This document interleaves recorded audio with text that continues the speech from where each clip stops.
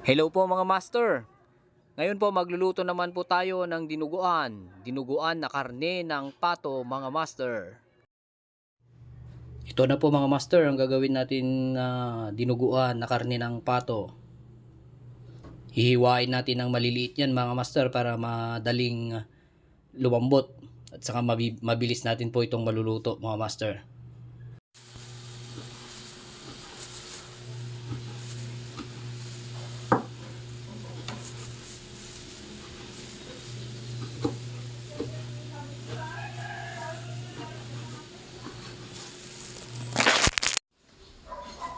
Ayan po mga master, nahiwa na po natin yung karne na gagamitin natin para sa ating dinuguan.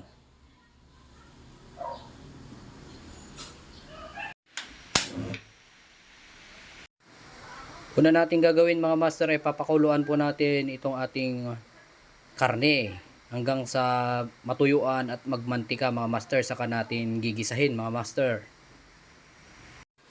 Habang inihintay natin na kumulo mga master, hihiwain muna natin itong sibuyas at ang ating bawang mga master. Kumukulo na mga master. Hintayin na lang po natin na matuyuan at magmantika.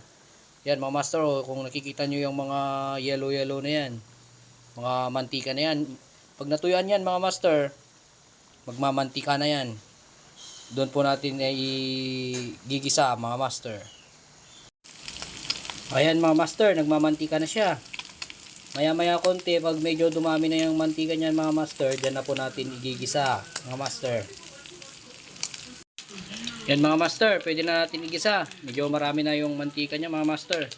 Lagay na po natin tong bawang natin, saka sibuyas.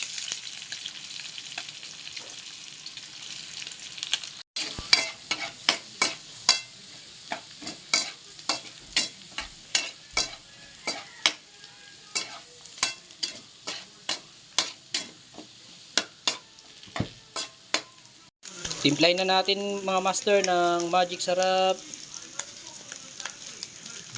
at saka asin. Saka natin halu-haluin mga master. Mamaya ilalagay na natin yung dugo mga master.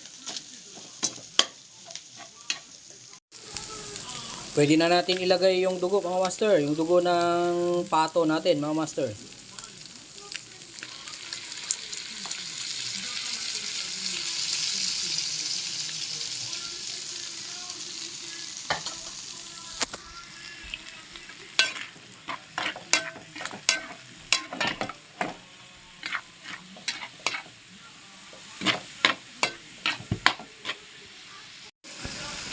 Yan mga master, papatuyin na lang natin konti yan mga master. Okay na yan mga master.